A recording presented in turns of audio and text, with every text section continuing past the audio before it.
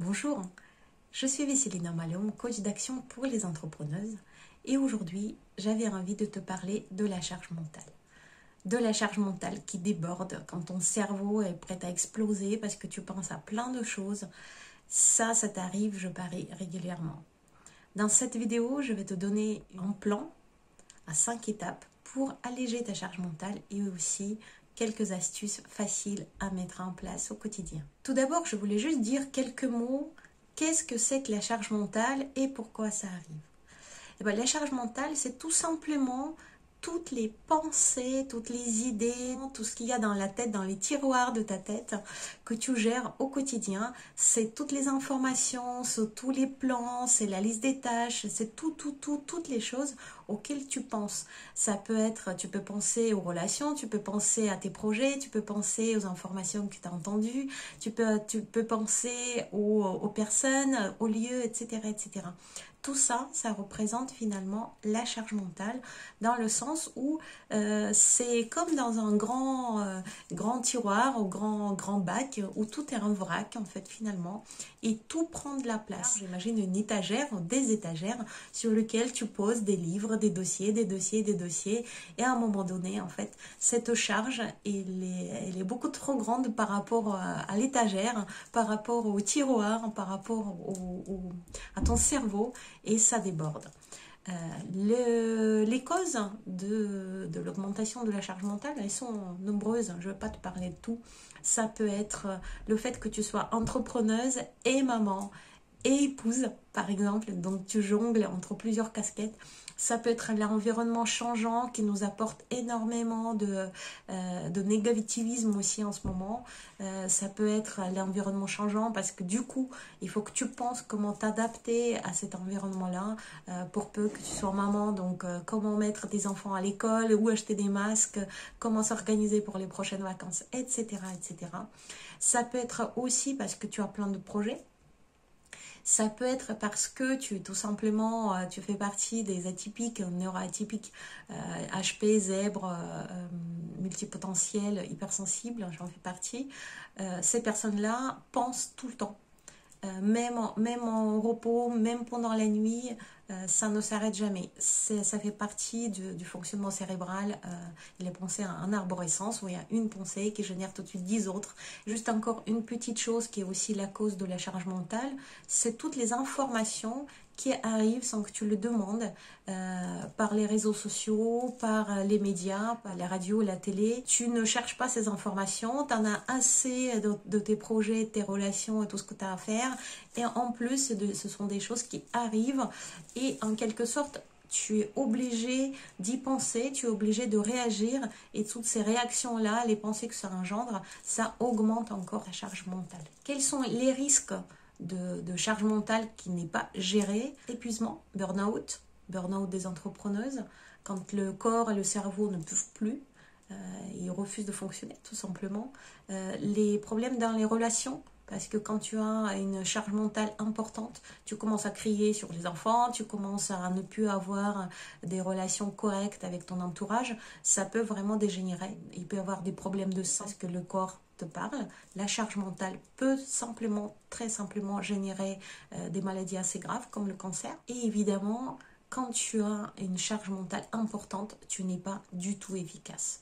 Ni dans ton travail, ni dans ton quotidien, puisque tu penses à des choses qui n'ont pas lieu d'être et finalement tu passes pas à l'action ou passes à l'action mais pas de façon focusée. Quelles sont les étapes que j'utilise moi personnellement? C'est ma recette personnelle pour alléger cette charge mentale. Je dirais que l'étape numéro 0, c'est de te couper déjà de toutes les informations entrantes, c'est-à-dire éteindre ton téléphone, ne pas répondre aux appels sauf urgence, éteindre la radio, ne pas allumer la télé, ne pas prendre de nouveaux livres et de préférence, si c'est possible, te mettre quelque part où tu peux être seul. L'étape numéro 1, c'est de prendre du recul, prendre une pause, si possible, faire du sport, même si c'est qu'une demi-heure ou une heure, aller peut-être te promener, aller marcher, courir, faire du jardinage, quelque chose avec les mains de préférence, parce que quand on fait des choses avec les mains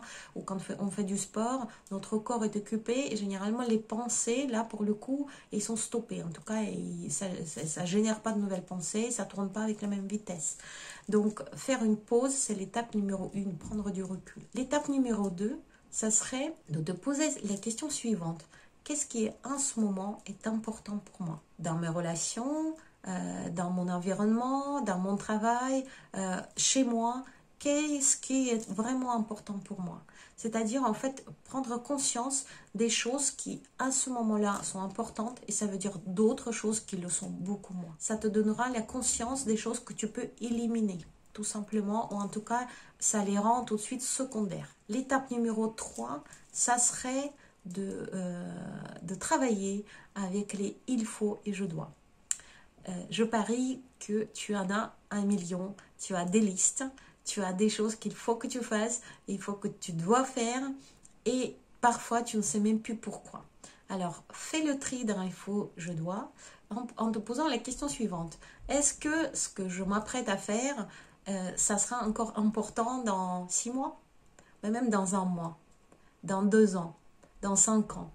Donc ça c'est une question extrêmement intéressante parce qu'elle te permet tout de suite d'éliminer un certain nombre de choses qui te prennent la tête mais qui ne sont pas du tout à leur place. Tu peux aussi faire un fichier par exemple ou une liste des projets en attente. Ça permet en fait de mettre des choses de côté sans les éliminer totalement, mais les mettre en attente et ça veut dire alléger, retirer de ton cerveau des choses qui n'ont pas lieu d'être en ce moment. La charge mentale, c'est toujours à propos du moment présent. C'est toujours maintenant. Demain, tu as une autre charge mentale et tu en auras toujours. Donc, quand on allège la charge mentale, c'est maintenant, c'est par rapport à la situation d'aujourd'hui. L'étape suivante, l'étape numéro 4, c'est la simplification, l'automatisation, la délégation de tout ce que tu peux simplifier, structurer, automatiser, déléguer. Le paiement des factures, les courses, les lessives, beaucoup de travail, tout ce qui travaille à la maison. Est-ce que tu peux déléguer aussi éventuellement l'écriture des posts, la publicité dans ton travail? Qu'est-ce que tu peux déléguer? Éventuellement un certain nombre de choses. Ça demande au préalable effectivement un cahier de charges, définir déjà ce qui est possible, mais quand tu as une charge mentale qui augmente, même en urgence, tu peux déléguer, ça ne sera peut-être pas fait de la façon que tu voudrais et ça ne sera pas parfait, mais tu peux déjà déléguer un certain nombre de choses. Tu peux peut-être simplifier en se disant, non, je ne vais pas préparer un menu pour la semaine où tous les repas seront différents, je vais peut-être faire un plat une fois et il durera peut-être, je pourrais le servir à mes enfants 3 soirées de suite. C'est possible. Au moins, ça diminuera ta charge mentale. Et enfin, la 5e étape, c'est en fait penser que la situation de débordement peut arriver à tout moment. Donc, si de nouveau la situation se présente, sache que les 4 étapes précédentes, il va falloir les refaire.